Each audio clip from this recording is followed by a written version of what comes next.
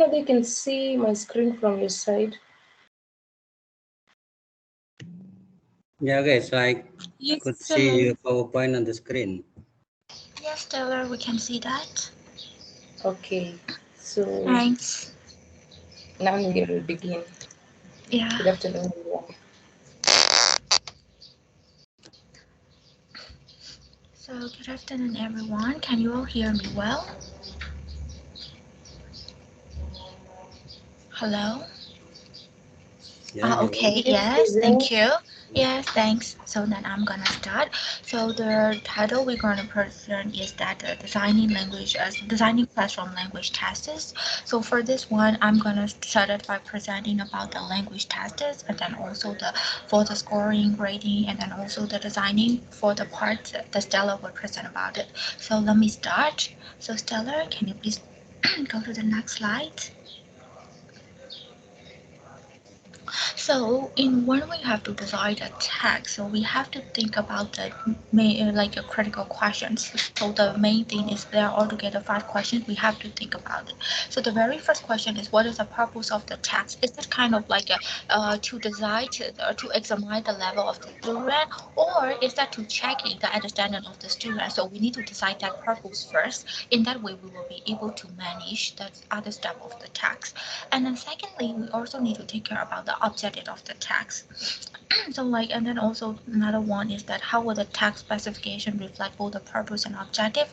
And then another one is that the text be selected and then spread either arranged. So like arranging the item also really important part for the designing because like if everything is just only the, for example, if that is only the multiple choice, like only the objective, only the subjective, sometimes the question types can be happening like that. So I think that is a really wrong way to construct the text because like if that is only the subjective, if that is only the objective, it's gonna be really difficult to be able to examine the level of the student and then also how the learner is understand. So in that way, like all the arrangement will be included in this lesson. And then also another one is what kind of scoring and grading or the feedback is expected.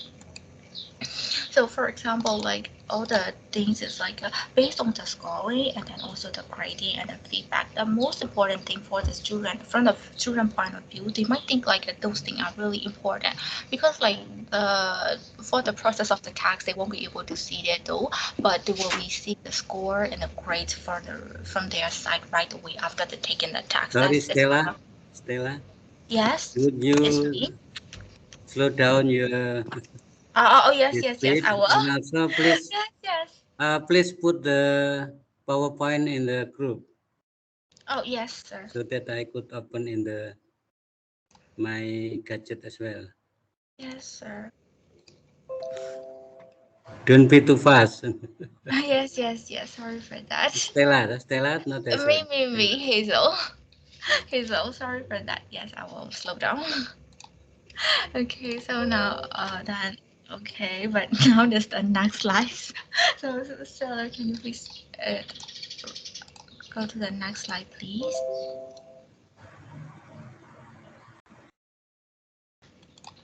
Yes. Okay, thank you. So now I'm gonna start talking about the 5 different test types. So there are altogether the 5 different types. The very first one is the language aptitude, another one is language proficiency, and another one is placement test, and then next one is diagnostic, and then also the last one is the achievement test. I think most of them will be already familiar yes, because like for example, like proficiency test, placement test, diagnosis test, like all those tests, we have already heard about those tests. So now, but I'm gonna explain everything in detail. What are the detailed differences between them? So let me start from the language aptitude test. Yes, so the language aptitude test, to be honest, is not a very common one for offers. And then also, even right now, we rarely use it because they measure the capacity and then also the general ability. So after learning a foreign language, like kind of like what is the undertaking for the kind of the learners, and then also that one is can be used from the any language, right? They don't really have like this one is only for the English. This test will be the best for the other thing thing. It don't make it like that. Just only one thing is that this type of the test is can be used for any language. That's why we even said like the first one is the language aptitude test. But the thing is that this they have a yes, next slide please. So like I'm gonna start talking about the two standardized aptitude tests in the US.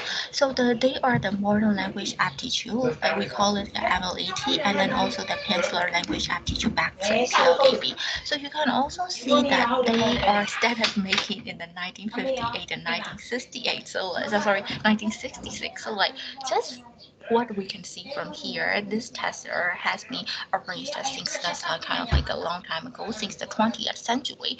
So that's why their one is kind of like a little bit conservative. That is my point of view, because like you will be also see in the next slides that what are the included in this test. So Stellar, can you please range to the next slide, please? Yes,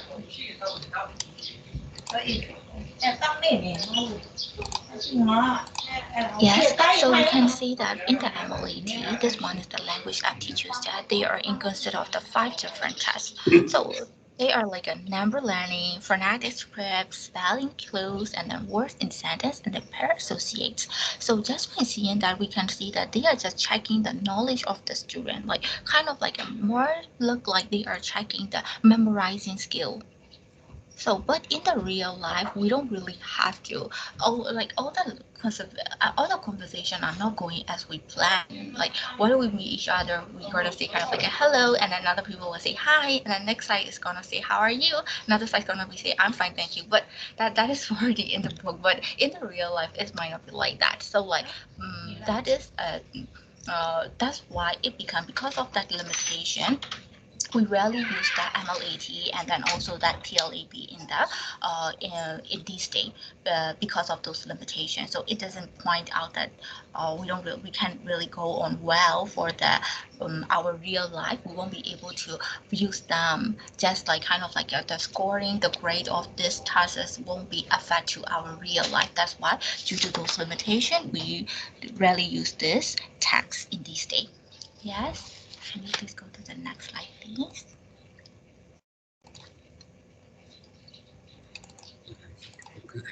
Yeah.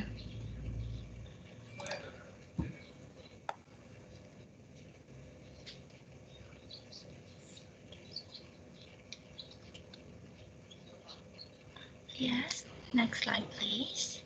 Thank you. So here are the detailed limitation of the LET.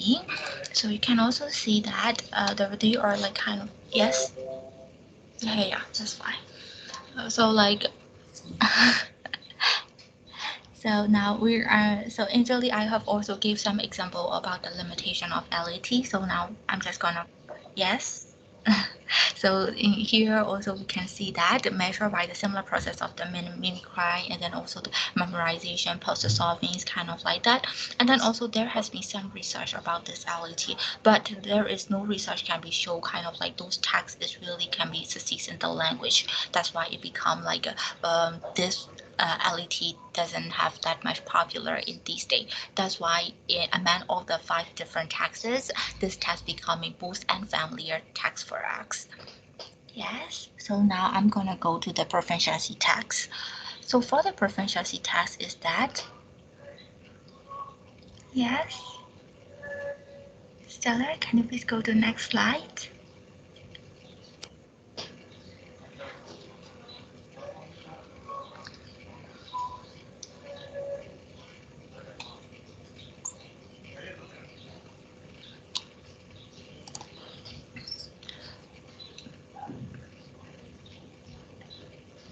Hello, Stella, can you please go to the next slide?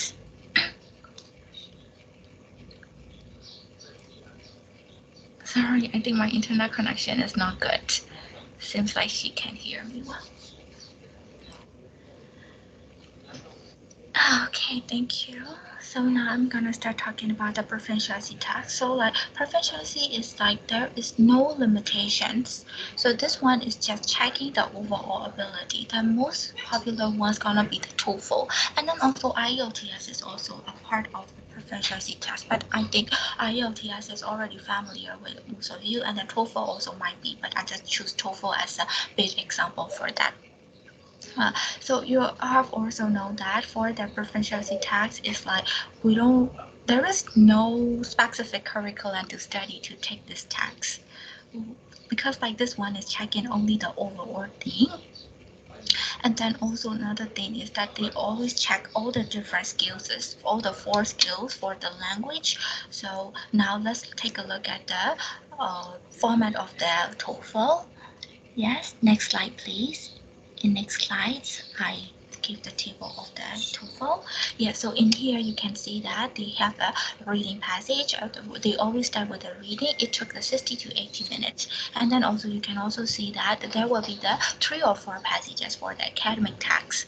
So are they from the only one curriculum or are they all the passages from only one academic field? No, they are not from only the same academic field. They all gonna be just only the general one and then also the different topics. Listening also just like that. So it will take the 60 to 90 minutes and then also have over 30 to 50 questions. And then also the listening will be the different category also in that one because the first one will not be the listening to the lecturer and then also another one classroom discussion and conversation and then answer the question. So you can also see that they are trying to cover all the different way because like listen to the lecturer is like only listening, like there is no vice versa. They don't have like kind of like a back and forth. But for the another one is the discussion and conversation. That time is becoming like if they have a back to back and then also linkage. We will be able to learn about the linking word and then also answer the question kind of like that. So they are trying their best to cover all the different ways. And then speaking is also the opinion about the topics and then also it might be also based on the reading and listening text. So they are just checking how can you sorry, how can you explain and then also how is your understanding, like checking and your output skill. And then also the last output skill is the writing. So for the writing is also you can also see in this one also that one is also based on the reading and listening test again, and then suppose the opinion in writing. So for based on those the type of the the format of the TOEFL, what we can see is that proficiency test is a really general one, and then also there is no limit at all, just based on the reading text and then also the listening text. All the other formats are just built it up. So every text, every skill, even though there are 4 skills, all the 4 skills are linking to each other. That is what I can see in the proficiency text. So now let me go to the next slide. So you can see that, but the previous one is just given the example of the detailed format by showing the TOEFL. Then if we are gonna ask about like, okay, so what can we include in the proficiency test? By seeing which question we can decide this one is the proficiency. So we can see that this one is the multiple choice items, but those multiple choice will be based on the grammar, and another one is the vocabulary. So for that vocabulary, it can be about like fill in the blank or maybe close type. So as long as they are checking the vocabulary, and another one is reading comprehension, another one oral comprehension, sample of writing, and then oral production performance. So the speaking text will be also a part of the proficiency for always. So those 6 things are the detail and then also most important part that consistent of the proficiency text. Okay, so now let me go to the placement text. So for the third type of the text, that one is the placement text. So for this one also we have already familiar a lot. We have heard the placement text again for any school and a lot of different things. So you can see that this one is like just like the name, like placing a student to a particular level by taking that text.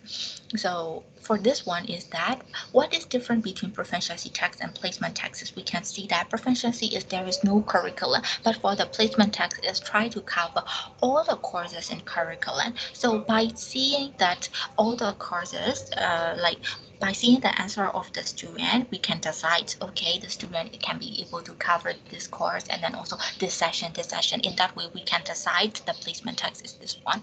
So but like you can also see in the note, proficiency text can be add as a placement text. That one. So let's take a look about it. So for the placement text also consist of the comprehension and production, and then also responding to the written and oral performance, open-ended, and then also the limited response. There is also the selection like a multiple choice, and then also the last one is the gut feeling format. So the gut feeling format is also similar with the vocabulary checking that. So we can see that the consistence of the placement test and proficiency checks are really similar. The only different thing is that based on the curriculum or not. Only that one is gonna be the difference between them. That's why sometimes just only sometime, and then also in the some rare case, the proficiency test can be work, and then also they can add as a placement text. So let me go to the another test. The next test is the diagnostic text. Yes, next slide please.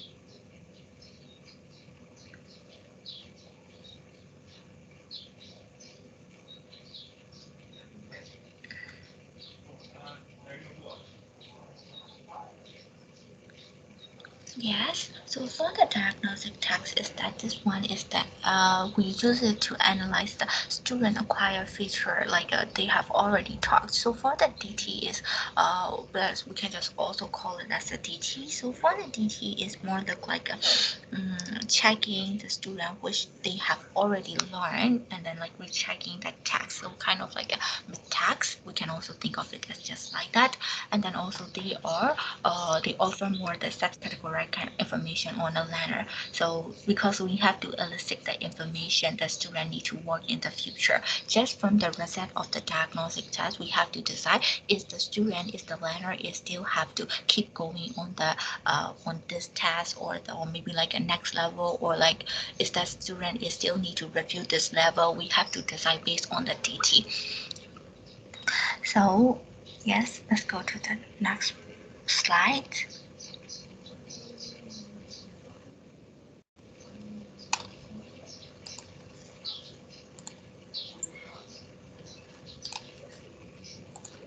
Yeah, so we can see that the ESLPT, we also call it like the English as a Second Language Placement Test. For this one is they can solve the dual purpose for both placement test and diagnostic tests. Then at that time, we might feel confused. Okay, proficiency test and placement test have a similar thing. Now, this one it can also serve the dual purpose for the placement test and diagnostic test. Then why? So now we're gonna look at the format of the ESLPT. In that way, we will be able to see the difference between them. So let's take a look at the format of the ESLPT in the next slide.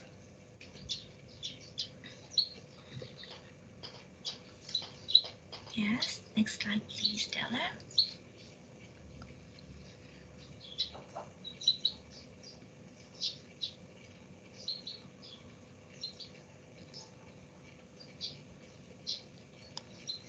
Yes, next slide, please.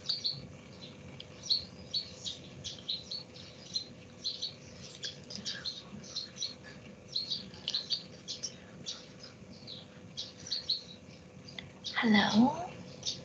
Oh, okay, thank you. So we can see the format of the ESLPT. So we can see that in there are altogether three parts in that task, and then also the very first one is that students read a short article, and then also they have to write a summary essay. And then in the part two is that they need to write a composition in response to an article, and then the last one is the student read an essay and then identify the grammatical error by the multiple choice. So we can see that for the placement test is like I said, they are checking the level of the students and then to be able to place it. So in here, we can see that they are checking the students' output skill a lot. Write a summary and then also write a composition and then also checking the grammatical error. So based on the student output, we can decide the student's level. in that way, we can just place them into their corresponding level. At the same time, since they have to give their output skills, so just based on that, we can see their mistake, and then based on their mistake, we can structure the curriculum, or maybe like which area the student needs to improve in the future as the diagnosis text. That's why we can say that ESLPT can serve both of the way, DT and then also the PT proficiency. Okay, yes. So now we're going to go to the next slide, the another text, the last text. This one is the achievement text.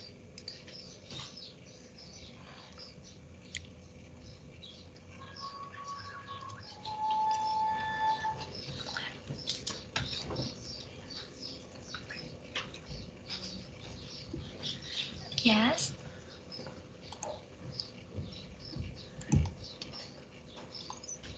Is that okay? Next slide, please.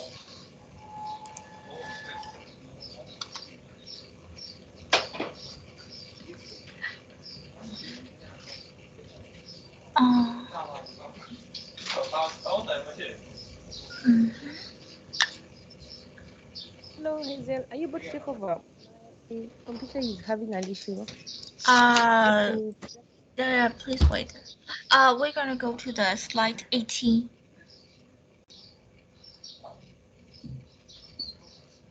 The last slide for me is the slide 18.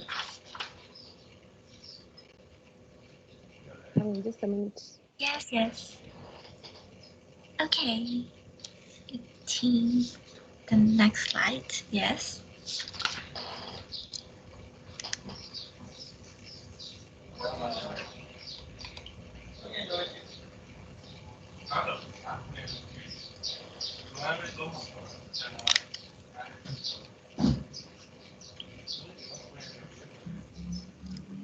Yes. Next slide, please. Oh, sorry. Oh, yes, yes. I see it now. Oh. Okay. Please wait. Uh, oh, sorry, Stella. Yes, 17. Minus 17. Sorry for that. Yes. Can you please go back to the previous slide? I think I haven't.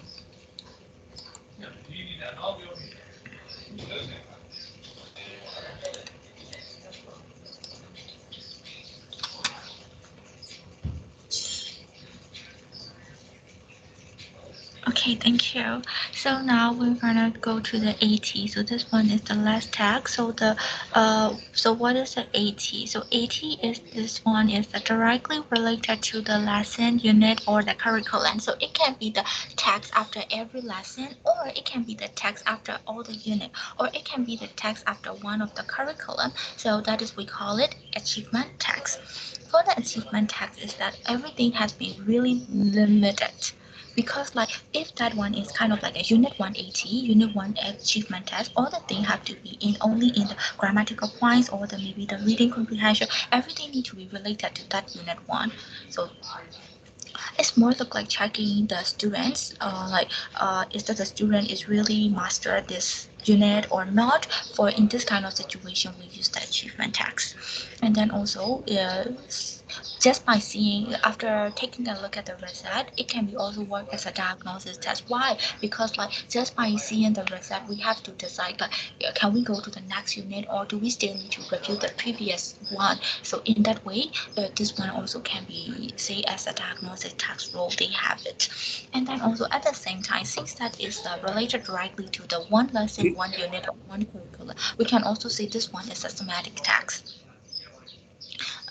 Because we need to summarize all the unit and then also try to form it into the text. That's one is that. And then so we can see that just by seeing the result of the student, we can also decide the quality of the student performance based on this unit or maybe that course.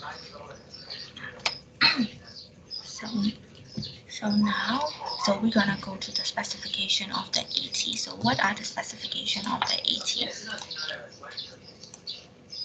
Yes, next slide please.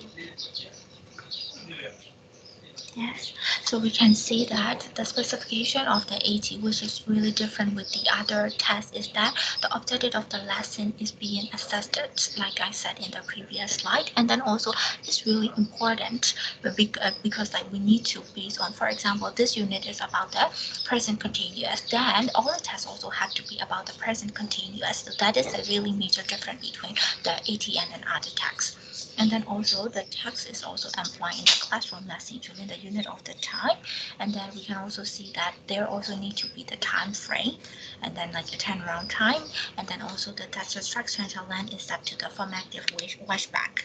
So they are the specification of the AT. So, among all the five texts that I mentioned, LET, the very first one, language aptitude text, is that we rarely use it in these days. That's why we can say like this one is an unfamiliar one for X, and another one is the proficiency text. And the proficiency text is more look like the general one to check your level of the English, just your at the real right level. That is, we use it for that. For the placement texts, we use it to like kind of like a very start before the student is attending the class because like but based on the placement text, we have to decide the level of the students. And then after that is the diagnostic text. So for the diagnostic text is that by checking the diagnostic text, we can know the future of the student, like based on the result, the student need to be polished more on the writing or polished more on the reading, kind of like that. That is we use it DT. And then also achievement text. Achievement text is we use it after one unit, after one lesson, or after one course, after one curriculum to be able to check did the student master what they have taught or not. So they are the five different text types. And then after that, we will go to the steps in the text construction. For this, the Stella is gonna present for that. So the Stella, the stage is yours. Thanks for your help.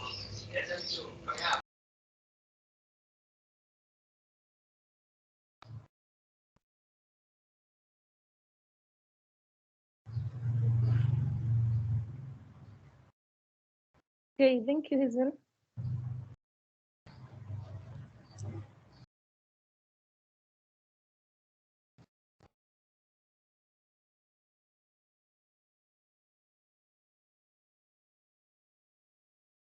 Hello?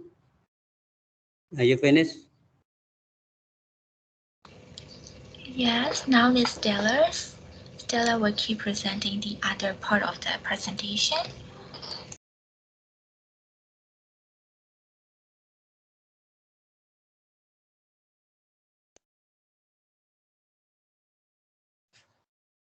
Can you hear me? Yes, Yeah, okay. Stella, can hear you. Yes, yes. So my laptop is having an issue. It's hanging. Hazel, are you able to share from your side? Yes. Then I will share it for you.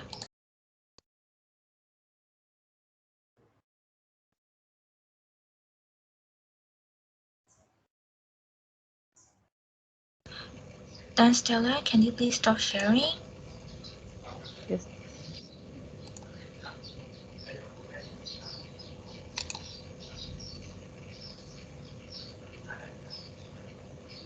So can you see the slide, Stella? I can see it. Okay. Okay. So I'll be discussing steps in test construction. And these are the steps that we have. One is that a test, when you're constructing a test, you should have clear course objectives. Make sure that your objectives that you're clear. What? Review the test specifications. What are you testing? And then you have to devise what are you. So going on to the next slide. Louder, please. Okay. Okay. So talking about the first objective, which is having a clear and ambiguous objective, we can see, for example, if you're testing, you have just taught that, but you must ask yourself, what are you doing? Because you cannot simply just determine things you have. And what I have given here are some of the ways you could give that test. You can have a listening and speaking skills. We call those form-focused objectives. For example, you can see the objective there that by the end of that lesson or by the end of the test, the students will recognize and produce the tag questions with the correct grammatical form and final intonation pattern in simple social conversations. So you must have an objective of why you're designing or you're constructing that. The other one you might the communication. That is the for example, you can have an objective like by the end of that test, the students will state completed actions and events in a social conversation. Or you can also test a reading skill. This way you give simple essays or stories. For example, you can see like the objective you might want to achieve there. So the end of that test,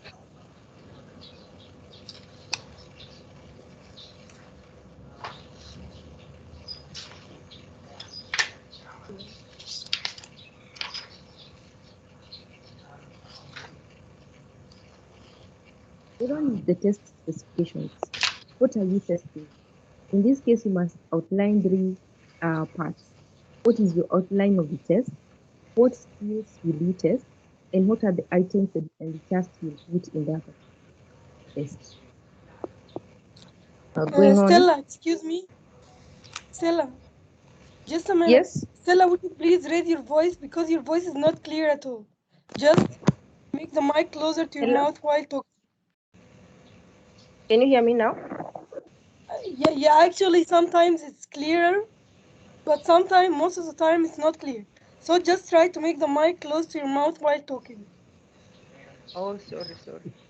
Yes, now it's not clear also. Just make sure it's close to your mouth because it's kind of far from your mouth. Oh, sorry. It's only that I'm using Now my it's good. phone because my laptop is having an issue. Yeah, Can you hear me actually now? yes, now it's very clear. Okay. Thank you so much. Sorry for interrupting. It's okay. Thank you. Yes, I was talking about the second objective, which is the test specifications. And we said that here we give the three of them the outline of the tests. And for example, in the test specifications, what are you testing? You must have a specified, maybe the time, you have to specify the time. You have to specify the skill you want to test. You have to specify the task you'll have to test and who is doing what. So that is when you're constructing a given test. These are some of the things you must include. The time, like you can see the skill there is speaking. The time is 5 minutes per person. What is the format? You're going to use an oral interview. Who is doing what? The teacher is asking the student questions. That's what we call test specification. Going on further to the next slide. Yes, the other one is how do you devise a task? Because devising a task is coming up now with a test. So you have to ask yourself a few questions. Are these instructions you're giving clear to your students? Are they able to answer? Are they able to follow what you're asking them to do? The other one is there an example item for each section? Like what grade, have you given them an example so that they can look at?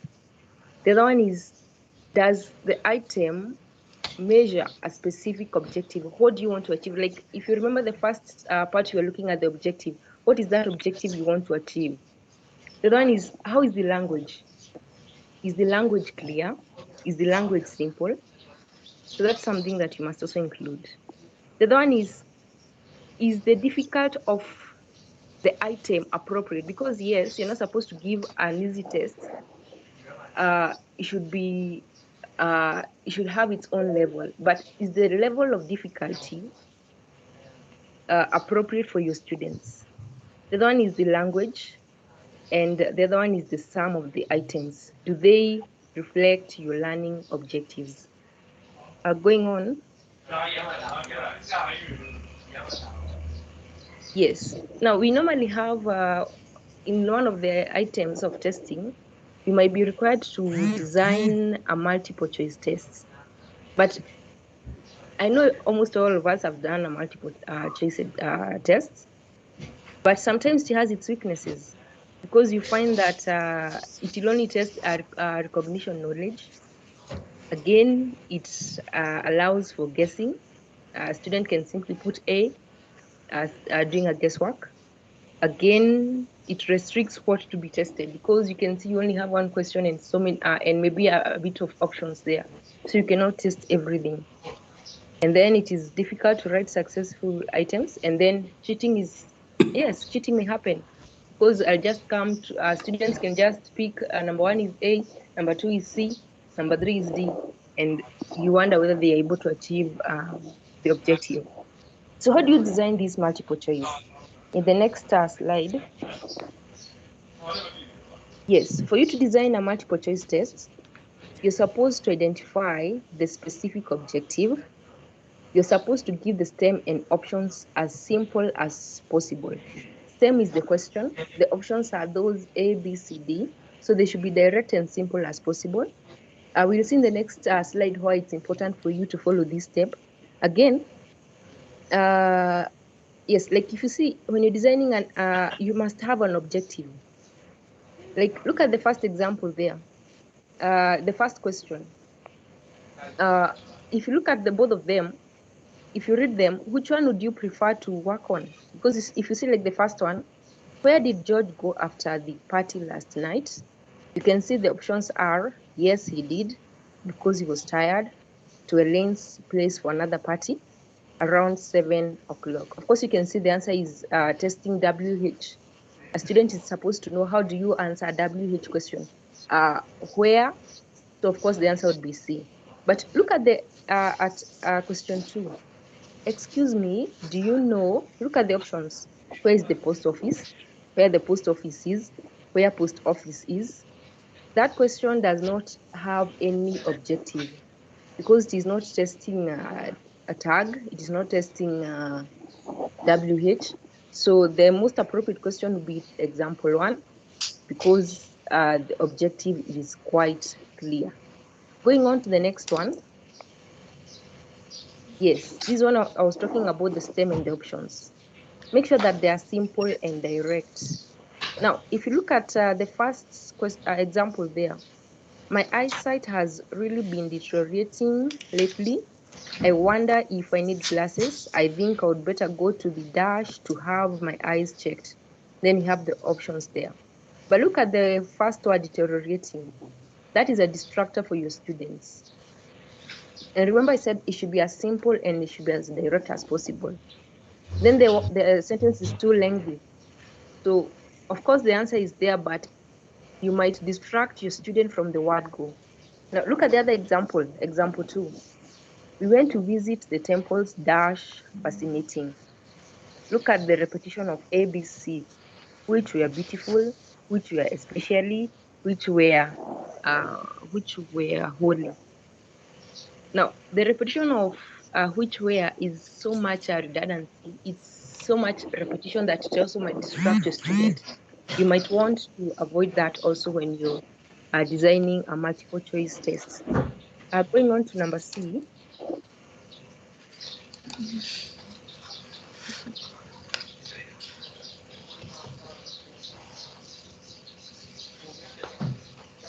Number C. Yes. This means that make certain that the intended answer is clear and it is the only correct answer.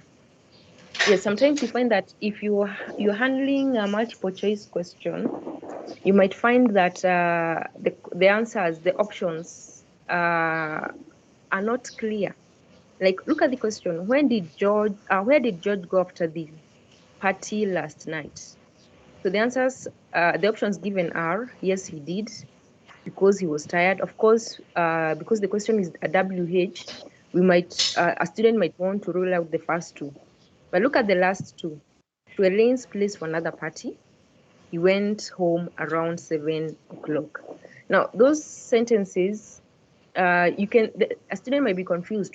They could simply say, George went to Elaine's place, or he went home.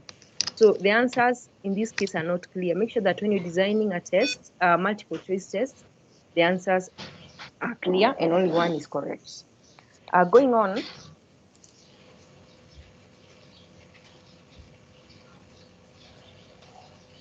yes, this is the last part when you're designing multiple choice tests. This is the last thing you must do, the last guideline. You must use item indices to accept, discard, or revise the items. This is before now you give the test to your students. This is something you must do. How are you going to do that? You're going to use 3 criteria. The first one is item facility, that is also called item difficulty. The other one is item discrimination, also known as item differentiation. And the last one is destructor analysis.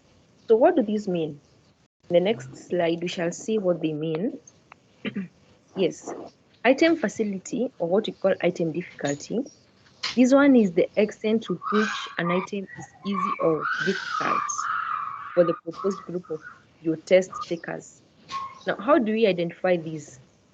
You get the students who have answered the correct, students who have given the correct item, or those people who have scored, and then the total number of the people of the test takers. So, for example, in a given question, students score 12. The students who have scored that question are 12, but the total number of the students who took the exam were 20. So for you to identify the difficulty of that test, it shall be you testing 12 out of 20. So how do you identify whether the item was okay? We are told that appropriate test items will have an item difficulty or facility of 0.15 and 0.85. So you're able to identify whether the test is appropriate for your test takers. The one is the item discrimination. Here you test or you identify the extent to which an item differentiates from high or between high and low ability takers. So how do you do this? For you to get this item discrimination, you have those students who are highly capable. So you check how they are able to score a particular question, and those ones who don't perform quite well, how are they able to answer the same question? So you subtract from them, then you divide that by a half of the total of your 2 comparison groups. Yes. So how are you able to identify whether these ID was okay? You're told that high discriminating power would be 1.0, and if there's no discriminating power, you'd get a 0. So that is one way you're able to identify whether your test is appropriate for your test takers. Lastly, we have the scoring, the grading, and the giving feedback. Yes, remember we were designing a test. So for you to design a test, finally you must give the scores, you must grade, and you must give some feedback. So for, the planning helps, the scoring helps you to give weight for each section and each item you test. For example, if you're testing writing skills, how many marks are you going to give for that? How are you going to give the scores for that? If you're testing a reading skill, how are you going to give a score for that? Then you have the grading. Grading now again depends on one, the country, the culture, and the context of your classroom. Yes, you must manage to know your students. Again, the institutional expectations. Yes, some institutions have a specific grading system. The other one is the definitions of the grades that you have set forth. And then you have the relationship you have established with your class. Yes, you know how your class performs. So you'll grade according to how you know them. And then the student expectations that have been engendered in previous tests and quizzes in this class. Yes, you have to look at the previous test, the previous task. How have they been doing it? So you're able to know how you're going to set the grading system. And finally, we have the giving feedback. Yes, this is now when this is the task of the teacher to now show how the students were able to perform and all that. I think that should be the end of our presentation. We are really sorry about the structure, network, and the hanging of the computer. Thank you for listening. Have a nice day. Okay, thank you for Stella and Nestle, for your presentation. So actually in the chapter 2 and chapter 3 will be what the most important for you, for what you have to do next, because chapter 3 especially is concerned with designing classroom language test. So you will be dealing in the second half, because what it takes time to prepare your language testing project, that is the designing a classroom test to be tried out and also to be analyzed, so done in group, and then you have to report individually. Just a moment please. Jangan di sini, apa yang ada no? Turun.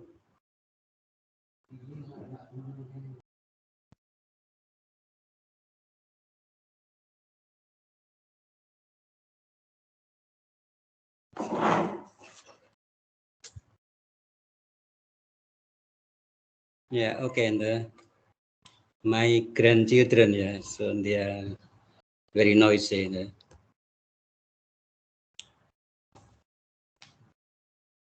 So in chapter 3, so also you have text types, that is the standard type test, but also our concern is about constructing classroom language tests. So we have for classroom tests, so we have, let's say, like the progress test, or what formative tests, and also summative tests, also placement tests. But if we do placement tests, usually we just select from the what published course books, meaning the which are available for placement tests. So let's say like you give grammar test, or perhaps you could more skills like the writing or reading, but sometimes we only give like the grammar, that is, and then we can place between the basic level, intermediate, and advanced class. Okay, so next will be question answers or discussion for the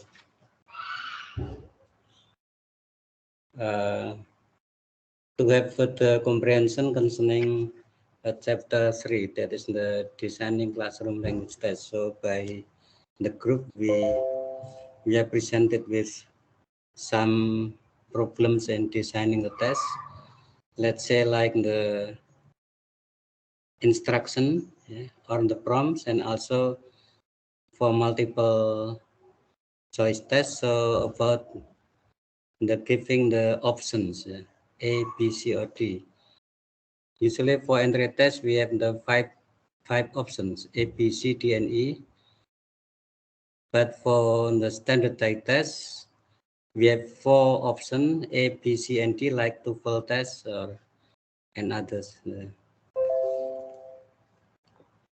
Okay, so any comments? Or also here in the beginning we have the term purpose and objectives. So can you again what is meant by purpose and objectives? So in the past, in the AWI curriculum, I teach, or we have the term tujuan interaksional umum, TIU, ya, meaning the general instructional objectives. Also we have the TIK, tujuan instructional khusus, specific instructional objectives. Did you remember, Mbak Erwina, about that kind of? So when we design, let's say in the course book, for English subject as a MKDU or general subjects at Undip, so we still use such term in the 90s and 1990 or 91. Yeah, I still remember. But so every passage, so we have general instructional objectives, and then followed by the specific instructional objectives, TIU, TIK. Ya. Anyone remembers, especially from Indonesia, ya, about the TIU, TIK? Ya. Erwina, Hakim, or Ifonda, or Nurul, ada yang ingat itu? I just remember the terms. It's MKDU and MKDK, if I'm not mistaken. Management by, sorry, MKDU and MKBK. Oh, MKDU. That is the different, ya. It is for MKDU, mata kuliah dasar umum, ya. And then the second one, mata kuliah dasar khusus, ya. That is the different. That is the types of course, types of subjects we are taking, like so English belongs to MKDU, ya, for like the students of law, or like the Pancasila, yeah, right? And also sejarah kebudayaan, ya.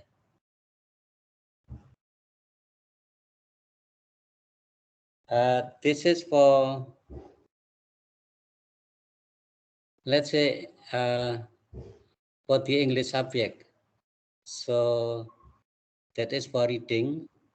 And then in every chapter, every unit, at the beginning, you are supposed to state general objective, and then second, you have to state specific objectives. So the general objective is formulated in one sentence, satu sentence, like the student will be able to to improve their reading, yeah, skills in scanning, and then the second, the specific objectives. So you have several statements, 3 or 4. Yeah, that is at the beginning of the passage. That is in 1990. Yeah. Course book for English, or English course book. English for, yeah, that is for the students of outside of the Faculty of Letters, that is in the English department. Yeah. For MKDU, that is for mata kuliah dasar umum, the general subjects. Okay, here again, back to the purpose and objectives. So purpose is broader, and then objectives is more specific. So at a glance, I saw Sadaf's question in the meeting chat or in the gadget, yeah, about asking whether the standardized testing is similar to standardized assessment. Yeah, any comment? From Sadap, right? Sadap's question. At a glance, I saw in the meeting chat or in the gadget. When I checked in, I couldn't find it. Sadap? Yeah. At a glance, she was asking whether standardized uh, assessment is similar to standardized testing. That is her question. Any comment?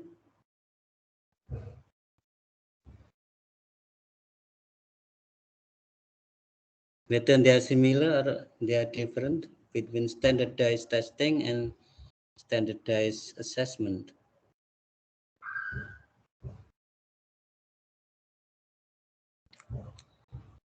So in our context, Indonesian context, we used to have national test, right? Tes UN ya, ujian nasional, right? And then after the minister was replaced by Nadiem, so the UN apa itu ujian nasional or national test was abolished. It was replaced by national assessment nasional. Okay, what do you think? Any comments? So ujian national test was abolished and then replaced by national assessment. Okay, any comments? Erwina, Hakim, atau Nurul, atau siapa yang from the Indonesia first?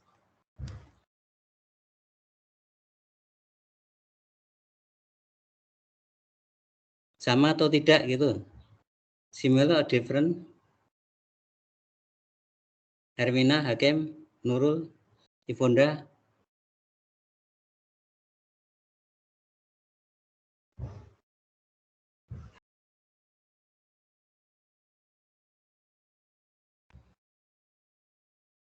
What do you say?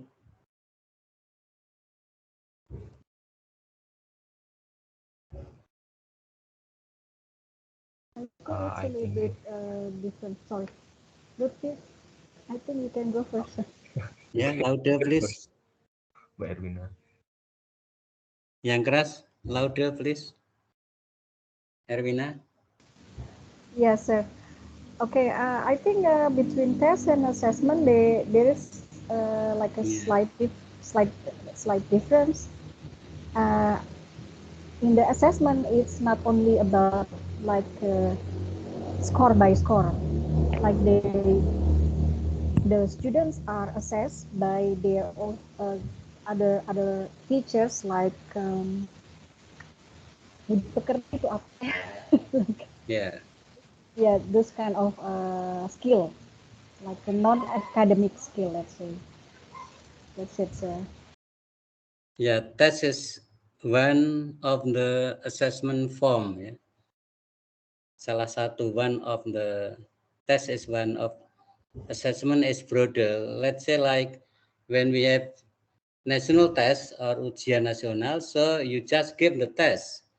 That is written test for the skill or kind of the summative achievement test. But assessment is different. So now we are having national assessment by taking the samples from several schools, every province or every region. So besides test, also you have, let's say, like the interviews, providing questionnaire, and so on. So assessment is broader than test. Test is one of the assessment. So you can give test, also you can give interview, you can have observations and so on, questionnaire, and so assessment is broader than test. Okay, back to here. The purpose is, yeah, and broader than objectives. So purpose is general, but objectives is more specific. Let's say here in the first slide, or so what is the purpose of the test? For evaluation of overall proficiency, or to place the students into a course. So we have the evaluation, or we have the placement, yeah, test, or to measure achievement, meaning we have to decide first the purpose, and then it is followed by the objectives. Yeah, the objectives. So you could find in the first slide, perhaps, or second slides. So you can show, please, the group to show your slides about the first or second slides, and the beginning about the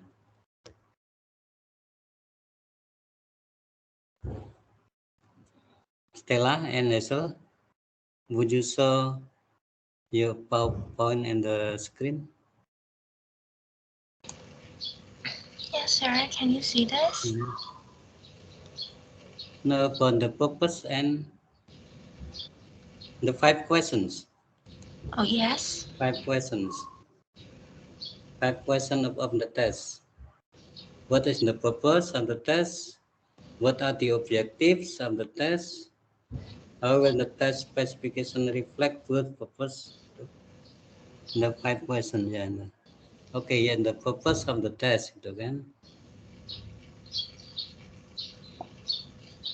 So, yeah, basically purpose is general, objective is specific. Let's say like in the when we say in the what purpose and objectives.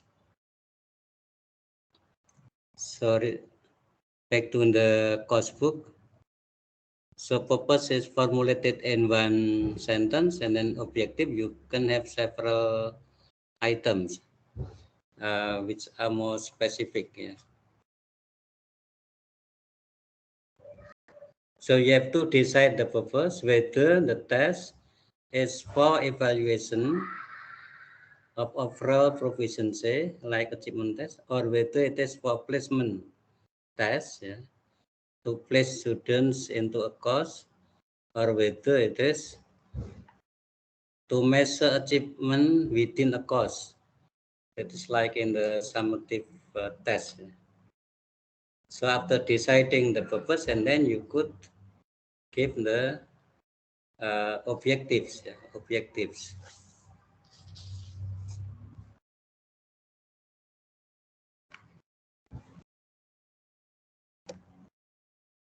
Like the what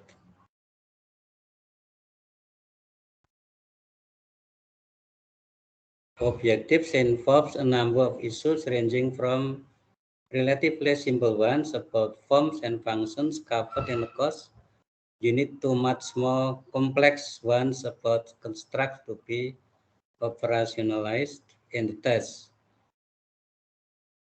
Included here are a decision about what language abilities are to be assessed. Yeah. Let's say whether is it grammar or speaking. Yeah. So grammar is, we say, mastery of grammar, but the skills consists of four: yeah? Speaking, reading, writing, and listening. And then you have to break down. So what kind of objectives? Let's say like for speaking, we'll be able to express greeting, or will be able to asking question, and so on and so on. So it is more specific. Yeah. Okay, and any comments, questions, just to clear on the grounds about the term. So you have 5 questions to, yeah, to answer, like number 3, 4, and 5 gitu ya. How will the test specification reflect both the purpose and the objectives? 4. How will the test task be selected and the separate items arranged? What kind of scoring, grading, and feedback is expected? So those will be your concern when you design your own test. So I just would like to remind you. So you start in the beginning of the second half to think about the test, yeah.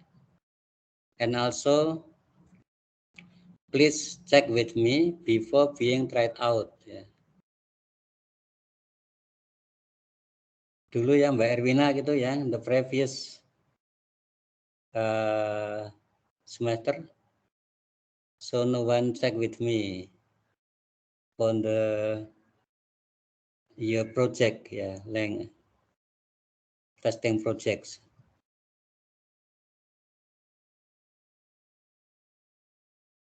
So should be check and recheck, ya.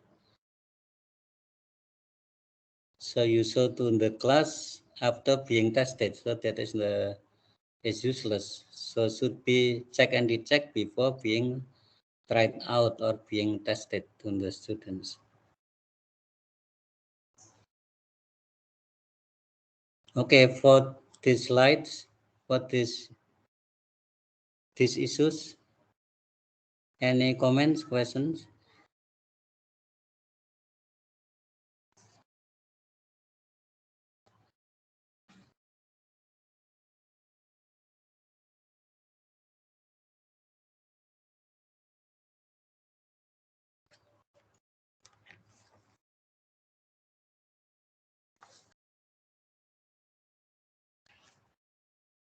Also, when designing your test, it should be taken the materials from authentic text, not course book, yeah, the course book. Also, when once I join the entry test, yeah, for apa itu general entry test on the 5 universities. So we are not allowed to take from the course books, meaning books designed for teaching purposes. So we should take, let's say, like from newspapers, journals, magazines, yeah. So not from the course books intended for teaching purposes.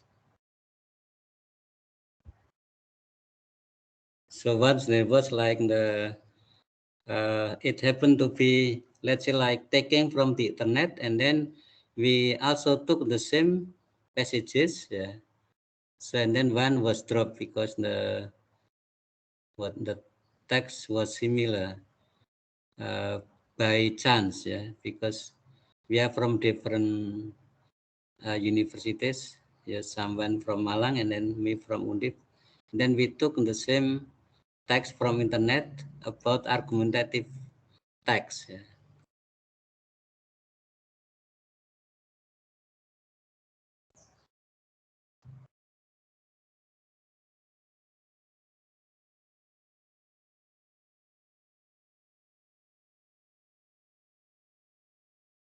Also, what you should consider is about the what making instruction or prompts. Yeah. Instruction or prompts. It should be clear and ambiguous, yeah, and also simple, yeah. Also, it would be better if you give an example. So, what I have done usually, prior to the test, I could explain again the instruction, yeah, what the student should do for the test. But also sometimes I give the examples. Let's say like in the fill in the blank or multiple choice, or perhaps the what true and false. So many prompts or instruction for giving the test.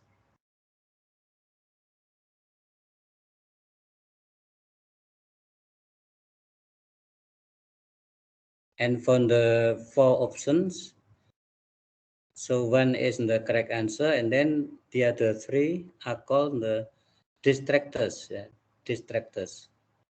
So we refer to the Toefl test. Two options are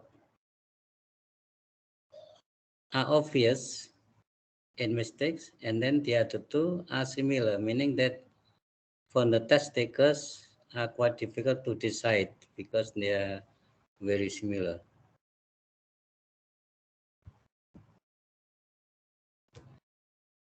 Also, you can further read from Ethan about designing the test, and also for analyzing the test from chapter 9 and 10 on the Ethan for the second half.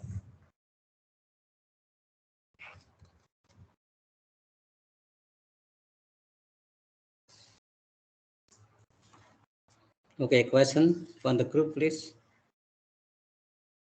Anything which is still not clear or blurred, so you can ask questions or you can give comments.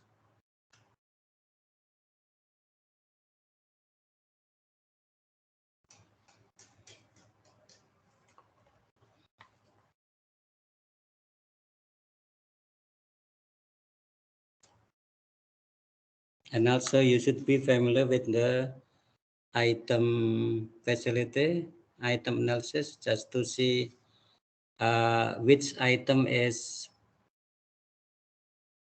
difficult, which item is easier, yeah, or too easy or too difficult, and then you could eliminate those items. Or also item discrimination. So when we have entry test and then we refer to like C1, C2, C3, meaning the C perhaps for cognitive and the referring to uh, Bloom's taxonomy, Benjamin Bloom's taxonomy. Like the C1 is a kind of recognition, remembering. That is, this belongs to the low order thinking skill. Remembering, understanding, memorizing. So those belong to low order thinking skill.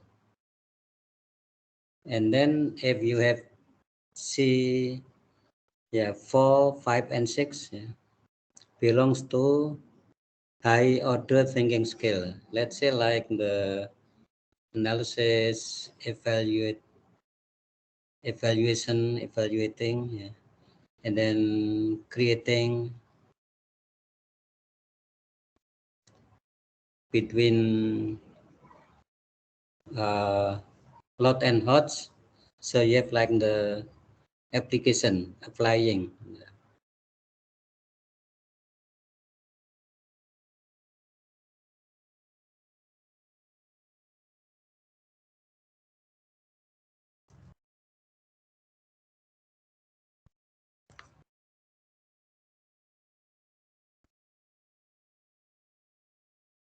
Any comments?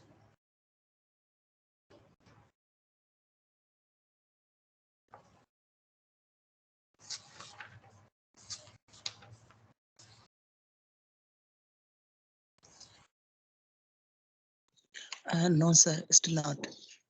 Yeah.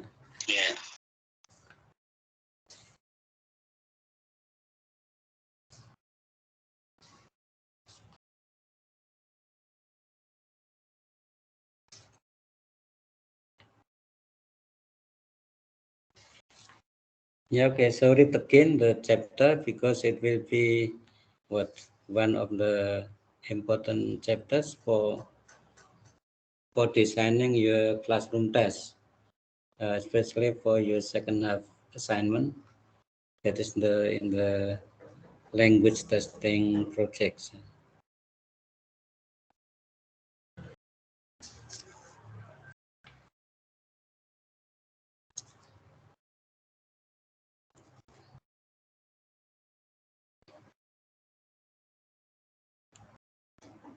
Okay, if you don't have any question, and then we can stop now. And also, don't forget tomorrow afternoon we will have